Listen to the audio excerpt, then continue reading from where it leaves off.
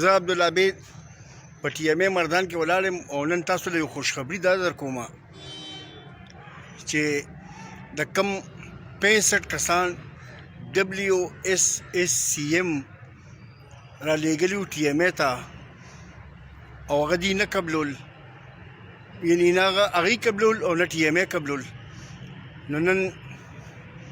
مذاکرات وشو په دې سلسله کې د ټي ایم اے